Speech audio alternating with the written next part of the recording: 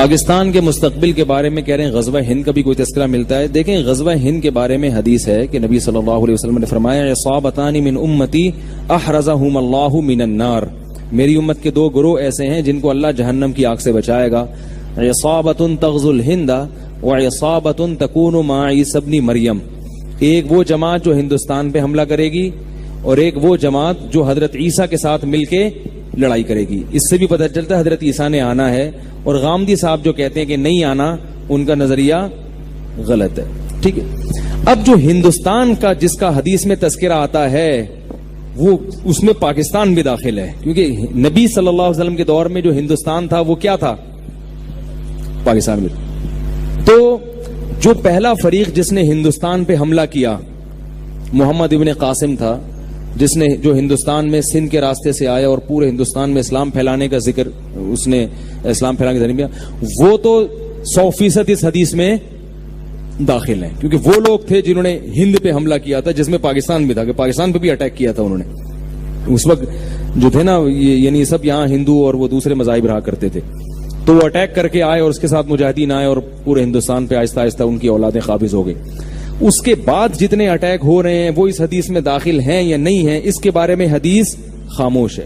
اب علماء کی آراء ہیں, اجتہادی آراء ہیں. بعض علماء کہتے ہیں نہیں, جب بھی ہندوستان پر حملہ ہوگا تو وہ اس میں داخل ہے, بعض کہتے ہیں اس میں داخل نہیں ہے. تو ہمارے پاس کوئی اس بارے میں صریح حدیث موجود نہیں ہے. اور ویسے پاکستان کا فیوچر میں ہندوستان پہ اٹیک کا کوئی پروگرام ہے نہیں. اب یہ وہ دور نہیں ہے کہ ملک پر اتنے آرام سے اٹیک کر لیں. دونوں ایٹمی طاقت ہیں, ایٹم بم کھیلنا, انڈوں سے کھیل سکتے ہو, اور تم مجھے انڈا مارو میں تمہیں انڈا مارتا ہوں. برسات میں کھیلتے ہیں نا لوگ, ٹماٹروں سے کھیلتے, تم مجھے ٹماٹر مار. اب یہ نہیں ہوتا کہ تم مجھے ایٹم بم مارو اور میں تجھے اٹھا کے بم ماروں. دونوں ایٹمی طاقت ہیں, دونوں یہ غلطی کبھی بھی نہیں کرتے. اب جو جنگیں ہوتی ہیں وہ سرد جنگ ہوتی ہے, معاشی لحاظ سے اندر کھوکھلا کر دو, اندر تحریکیں کھڑی کرو کہ یہ ٹوٹ جائیں. تو اب ہندوستان پر پاکستان حملہ کر کے ہندوستان پہ قبضہ کر لے, ایسا نہیں ہو سکتا. اسباب کی دنیا میں یہ نہ پاکستان کرے گا اور نہ انڈیا ایسی حماقت کرے گا کہ پاکستان پہ حملہ کرے. اب یہ ہو رہا ہے کہ ایک دوسرے کی جڑیں کھوکھلے کرنے میں. اگر انڈیا میں عقل ہوئی تو وہ پاکستان سے بنا کے رکھے گا کہ دوستی کر لو ان سے, جھک جاؤ ان کے سامنے. لیکن ان کے سیاسی حکمرانوں میں بصیرت نہیں ہے, اور جو متعصب ہندو ہیں نا ان میں بصیرت نہیں, وہ مروا رہے ہیں اپنی قوم کو, پٹوا رہے ہیں. وہ عام ہندوؤں کا بھی جنازہ نکال رہے ہیں اور مسلمانوں کو بھی مروانے کی کوشش کر رہے ہیں, پورا ہندوستان کو. تو اب پاکستان اور ہندوستان کی جو جنگ ہوگی اگر ہوئی تو اس پر ہوگی کہ کون کس ملک کو توڑنے میں کامیاب. پاکستان تو انشاءاللہ ٹوٹنے کی, کیونکہ جتنی بڑی بڑی کوششیں ہونی تھی ہو گئی ہیں. آپ کو پتا ہے ایک دفعہ ہمارے جو جنرل, ابھی کیا نام ہے یار, جنرل راحیل جو ہے نا, جب یہ سعودی عرب گیا تو سعودی عرب کے بادشاہ نے کہا یار ہمارے ملک میں اتنے فساد ہو رہے ہیں, یعنی ادھر سے ایک میزائل وہاں سے آ رہا ہے, ایک ادھر سے یوں آ رہا ہے میزائل, اور یہ ہو رہا ہے, آپ پریشان ہیں. تو راحیل شریف نے کہا کہ تم لوگوں نے بھی پریشانی دیکھی نہیں ہے, ایک بم وہاں پھٹ گیا, ایک وہ ہو گیا, یہ تو ہمارے بائیں ہاتھ کا کھیل ہے.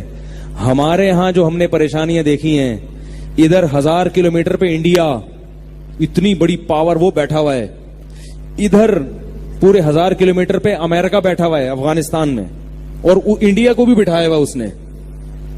اور پھر ادھر صوبہ سرحد میں اندر سے تحریکیں چل رہی ہیں, ادھر سندھ میں, ادھر بلوچستان میں, اور ادھر کراچی میں.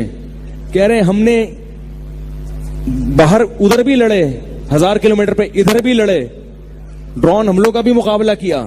اور جو ایجنسیاں غیر ملکی ہمارے بلیک واٹر کے نام سے گھسی ہوئی ہیں, ان کے خلاف آپریشن بھی ایک ہی وقت میں جاری. ملک کے اندر دشمنوں کو بھی ختم, باہر سے دشمنوں کو بھی ختم, اور بلوچستان کی تحریکوں پہ بھی کوشش. یہ ساری جنگیں الحمدللہ ہم کامیابی سے لڑ رہے ہیں, اور ہمارے اعصاب ابھی کمزور. میں پورا بیان نقل نہیں کر رہا ہوں, ان کا جو مفہوم بیان کر رہا ہوں. ہمارے اعصاب کمزور, تم نے تو پتہ ہی نہیں کہ دہشت گردی ہوتی کیا ہے. یہ کہتا ہے ادھر پٹاخہ پھٹ گیا, ادھر سے جیسے ایک آدمی چاروں طرف سے بم گر رہے ہیں اور وہ وہاں سے بھاگ کر آئے, اور وہ دوسرا کہے یار ادھر شب برات کا پٹاخہ پھٹ رہا ہے, میں ڈر گیا, مجھے بچا لو. کہے گا بھائی تو پٹاخے سے ڈر رہا ہے. تو عرب لوگوں نے ابھی دیکھا نہیں ہے کہ دہشت گردی, اللہ بچائے سعودی عرب کو ہر قسم کی دہشت گردی سے بچا کے رکھے. تو پاکستان نے بہت سارے محاذوں پہ جنگ لڑی ہے, اور الحمدللہ اب کامیابی کی طرف جا رہا ہے. تو اب الحمدللہ کوئی ایسی سازش پاکستان کے خلاف اللہ کی رحمت سے پوری امید ہے مستقبل میں نہیں ہو سکتی جو پاکستان کو توڑ دے. اب نہیں ہو سکتی انشاءاللہ. تو اب جو ہے نا انڈیا پاکستان کا کچھ نہیں بگاڑ سکتا. اور میں نے بتایا آپ کو پاکستان نے اب تمیز سے بات کرنا. آپ نے دیکھا جنرل مشرف کا بھی بیان سنا ہے, ایک انڈیا کے ایک اینکر نے کچھ الٹی سیدھی باتیں کی کہ ایک وادر بن رہا ہے, پاکستان چائنا کا غلام بن رہا ہے اور یہ ہو رہا ہے.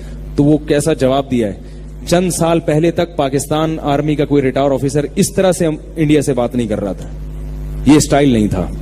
اب پاکستان کی ٹون الحمدللہ, بھائی جب آپ محلے کے دادا بنتے ہو تو آپ کی ٹون چینج ہو جاتی ہے. میں نے ایک واقعہ بتایا, ایک آدمی گیا, وہ چاقو نکال کے کسی سے کہہ رہے جیب میں جو کچھ ہے نکال دے. اس نے جیب سے بندوق نکال لی. جیب سے کیا نکال لیا؟ بندوق. تو اب ٹون کس کی چینج ہوگی؟ اب کہہ کہ تیری جیب میں جو کچھ ہے تو نکال. تو ابھی تک انڈیا پاکستان کو اس طرح کی باتیں کر رہا تھا. پاکستان بیچارہ تھوڑا سا سہما, کیونکہ پاکستان کے اپنے مسائل تھے, ادھر افغانستان میں مسائل, ادھر اندرونی مسائل, ہر طرف سے اندر خفیہ ایجنسیاں گھسی ہوئی ہیں. تو پاکستان تھوڑا گھبرا رہا تھا. اب الحمدللہ پاکستان کی ٹون, اب پاکستان نے تمیز سے بات کرنا چھوڑ دی ہے. پاکستان کہہ رہے اس سے ہم تمیز سے بات کریں گے جو ہم سے تمیز سے بات کرے گا. وعلیکم السلام اس کو کہیں گے جو ہم کو السلام علیکم کہے گا. یہ الحمدللہ ایک حقائق ہیں. تو بہت ساری نا امیدی کی باتوں میں امید کی باتیں بھی الحمدللہ بہت ساری.